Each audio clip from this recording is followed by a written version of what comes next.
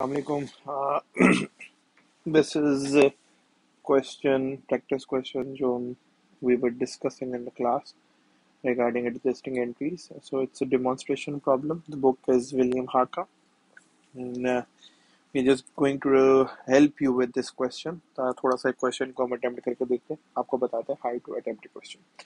So the question is about internet consulting services company, and it adjusts its account every month. जो हर month के and पे एक adjustment करते हैं वो अपने अकाउंट्स के अंदर, और वो उन्होंने ये बता दिया है कि this years and unadjusted trial balance is given.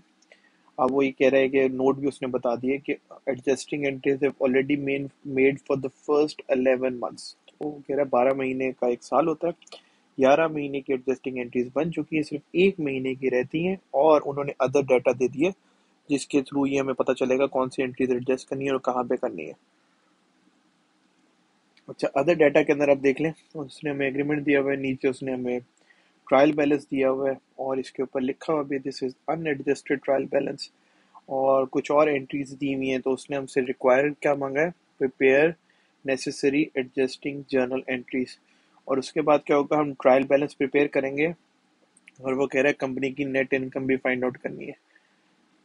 तो let's start with the first one. तो पहले इसमें क्या है, on December 1st company signed a new rental agreement and paid 3 months rent in advance at the rate of 2100 per month. तो company ने क्या किया होगा, हम एंट्री बाय एंट्री करके चलते हैं ताकि आपके लिए प्रॉब्लम ना हो सके. तो अगर हम फर्स्ट एंट्री देखें तो कंपनी ने रेंट पे किया, और कंपनी ने एडवांस रेंट पे किया हुआ है. तो हम ये कर सकते हैं कि प्री पेड रेंट जो है कंपनी ने डेबिट किया होगा. किस तरह करके किया हुआ, 2100 पर मंथ है और 3 मंथ्स का एडवांस दिया हुआ. तो ये जो एंट्री बनेगी ये बनेगी 6300. एडवांस पेड है तो कैश क्रेडिट हो जाएगा, कैश क्रेडिट हो जाएगा 6300. ये एंट्री कब बनेगी, 1 December को. अब 31 December आ चुका हुआ, ट्रायल बैलेंस बन रहा है, हमें इसको एडजस्ट करना है. तो हमने दिसंबर, जनवरी और फरवरी, मार्च तक 1, 2 और 3 महीने का रेंट एडवांस. जब दिसंबर का एंड हो गया है, इस टोटल टाइम पीरियड के लिए हमने 6300 पे किया हुआ. जब दिसंबर का एंड पे हो गया तो अब ये वाला जो पोर्शन है दिसंबर वाला, अब ये प्री पेड नहीं है, ये एक्सपेंस हो चुका हुआ है. तो हमें इसको खत्म करना है.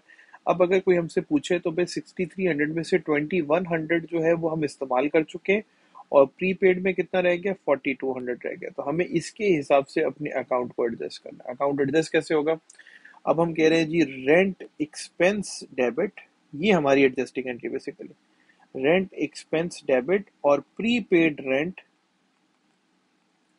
क्रेडिट. अमाउंट कितनी आएगी, 2100. अब क्या हुआ, अगर हम इसको नट शेल में देखें तो प्रीपेड रेंट कितना था, 6300 डेबिट, ये मेरा एसेट था. अब मैंने उसमें एसेट में से कुछ पोर्शन यूज कर लिया है, 2100 उसमें से मैंने क्रेडिट कर दिए, तो बकाया प्रीपेड रेंट कितना रह गया, 4200. तो ये एंट्री थी जो उस वक्त बनी होगी, ये सिस्टम में अवेलेबल थी, हमें ये वाली एंट्री जो है वो पास ऑन करनी थी, प्रीपेड रेंट एक्सपेंस वाली. तो ये होगी हमारी एडजस्टिंग एंट्री नंबर 1.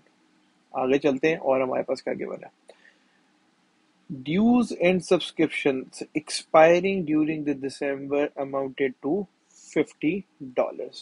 अच्छा, अभी हो के तो होता है क्या है. अच्छा, हम इसकी हमने एंट्री तो बना ली, हम जरा ट्रायल बैलेंस पे एडजस्ट कर लें. ट्रायल बैलेंस में क्या हुआ है कि हमारे पास देखें रेंट एक्सपेंस का अकाउंट आ रहा है, ये रहा 2100. अब इस 2100 में रेंट एक्सपेंस कितने से बढ़ गया, 2100 से रेंट एक्सपेंस बढ़ गया. अब हमें देखना है कि हमारे पास प्री पेड रेंट आ रहा है कि नहीं आ रहा. देखिए प्री पेड ऑफिस रेंट, देखिए कितने का आ रहा है, 6300 का, इसमें से 2100 क्या हो गया, कम हो गया. तो ये हमने एडजस्ट कर दिया. एक एसेट कम हो गया, खर्चा ज्यादा हो गया. एसेट कम होते हैं तो क्रेडिट, एक्सपेंस ज्यादा होते हैं तो debit. Debit is always equal to credit. दूसरी जो एंट्री थी हमारे पास यहाँ बनने वाली, वो कह रहे हैं dues and subscriptions expiring in December are 50. तो हम देख लेते हैं, हमारे पास ड्यूज एंड सब्सक्रिप्शन का अकाउंट दिया हुआ है. ड्यूज एंड सब्सक्रिप्शन एक्सपेंस का अकाउंट हमारे पास ये रहा. हम देख लेते हैं ड्यूज एंड सब्सक्रिप्शन प्रीपेड भी हमारे पास है कि नहीं, ये रहा प्रीपेड ड्यूज एंड सब्सक्रिप्शन. तो लोगों ने 300 हमें एडवांस पे किया हुआ था. इसमें वो कह रहे हैं दिसंबर में 50 जो है वो यूज हो जाएगा, बकाया कितना एडवांस रह जाएगा, 250। हमें इसको अब एंटर करना है। अब कैसे करना है? अच्छा, प्रीपेड क्या होता है? जैसे फर्ज कर लें आपने एडवांस में पेमेंट की हुई नेटफ्लिक्स की, पूरे साल की पेमेंट की, एक महीना कम हो गया, वो हम कहेंगे कि जी एक महीना खर्च हो गया, अब 11 महीने का एडवांस रह गया, एक महीना खर्च हो गया, 10 महीने का एडवांस रह गया।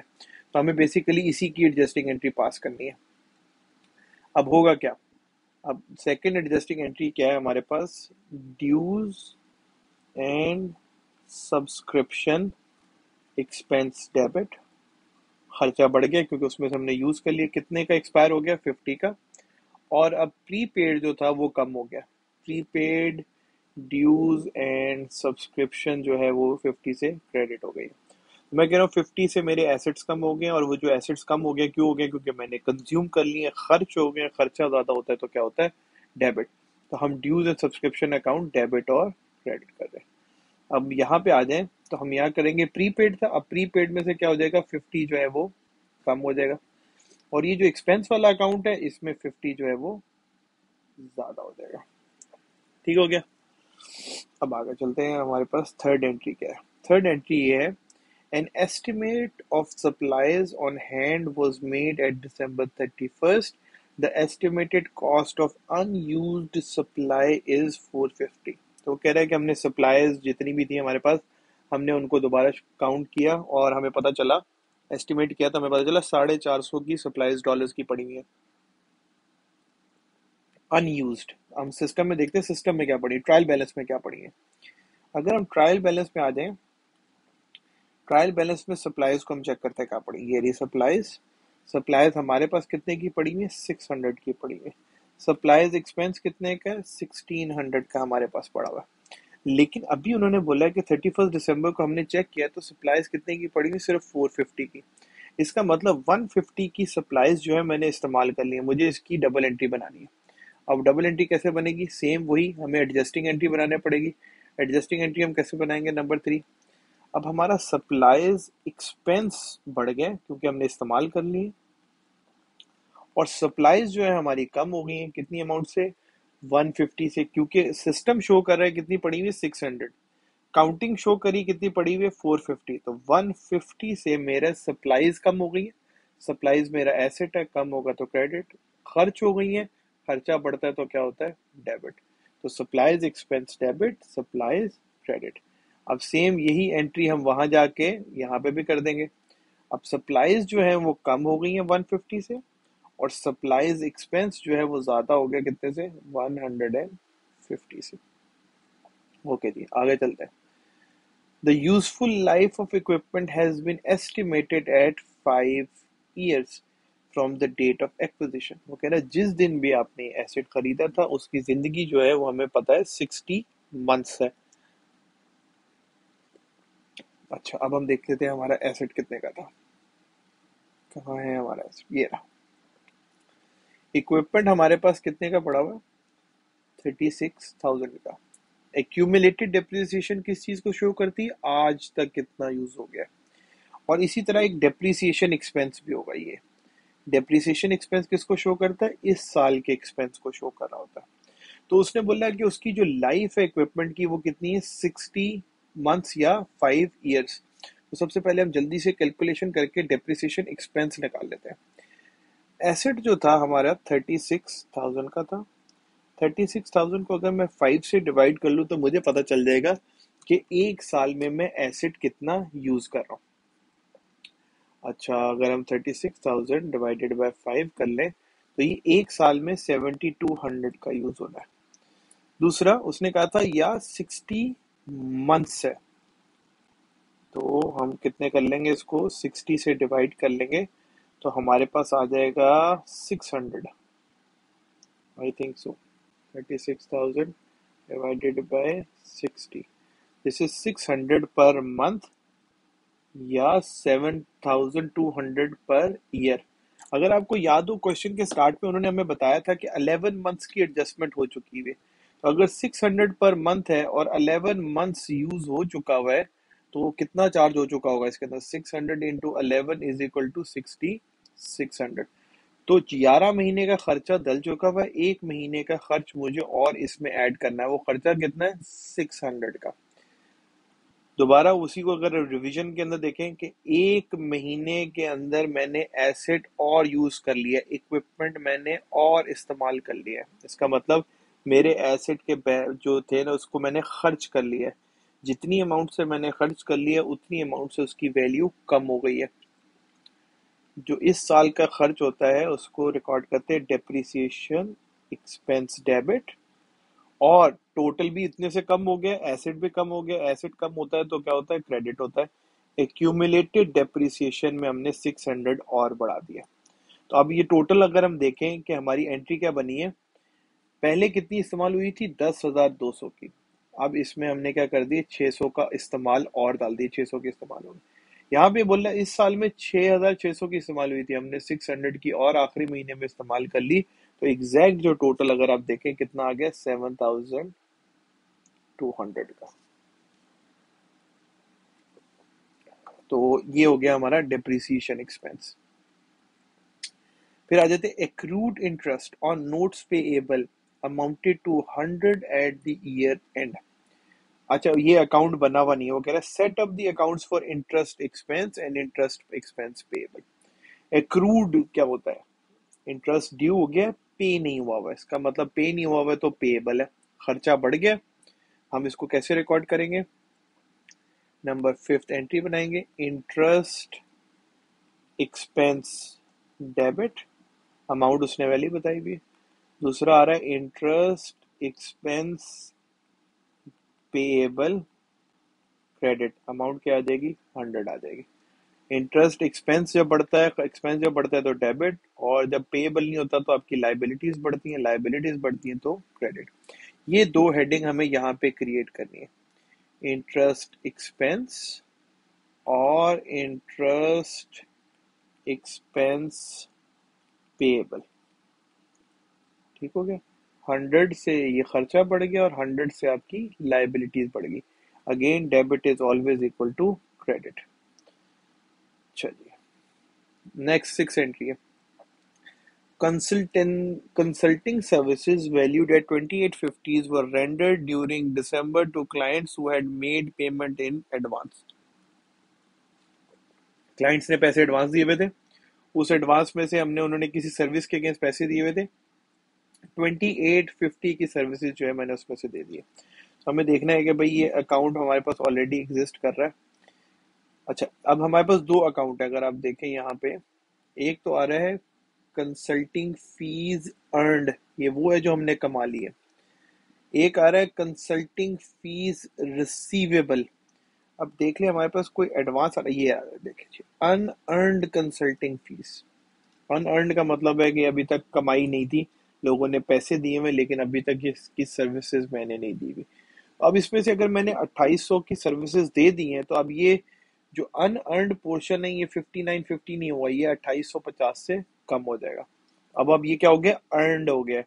हम क्या करेंगे, कंसल्टिंग फी अर्नड जो है वो डेबिट होगी, कंसल्टिंग फी अर्नड कमा ली है, कितनी कमा ली है इस महीने में, 2850 डेबिट होगी। अनअर्नड जो थी, अनअर्नड का मतलब है मेरी लाइबिलिटी है, क्योंकि अब मैंने सर्विसेज दे दी हैं तो अब ये लाइबिलिटी कम हो गई है, और लाइबिलिटी जब कम हो जाती है तो क्या होती है, क्रेडिट। मुझे लग रहा है कि ऊपर वाली नीचे और नीचे वाली ऊपर बन गई, कोई बात नहीं। अनअर्नड ये हो गया हमारा डेबिट, और अब ये इनकम बढ़ गई है, तो इनकम जब बढ़ जाती है तो ये क्या हो जाती है, क्रेडिट हो जाती है। ये यहाँ पे नहीं आना था क्योंकि ये अर्नड है, इनकम है। कंसल्टिंग फी अर्नड ये क्या हो जाएगी, डेबिट हो जाएगी 2850 से। ये होगी हमारे पास नंबर 6 एंट्री। अच्छा, अब यहाँ पे क्या करना है, कंसल्टिंग फी अर्नड जो है वो इंक्रीज हो जाएगी कितने से, 2850 से। अनअर्नड कंसल्टिंग फी जो है ये कम हो जाएगी 2850 से। It is custom of the firm to bill client when consulting work is completed। वो कह रहा है हम बिल ही तब देते हैं जब हमारा काम कंप्लीट हो जाता है, और अगर कोई बहुत बड़ा प्रोजेक्ट होता है तो हम मंथली उसको बिल पे कर देते हैं। At 31st December, consulting services valued at 11,000 had been rendered to clients but not yet billed। 11,000 का काम कर दिया लेकिन अभी तक बिल नहीं भेजा है। तो जो काम कर दिया है वो तो अपने अपने पैसे हो गए ना, और जो बिल नहीं दिया है वो अब अलग है।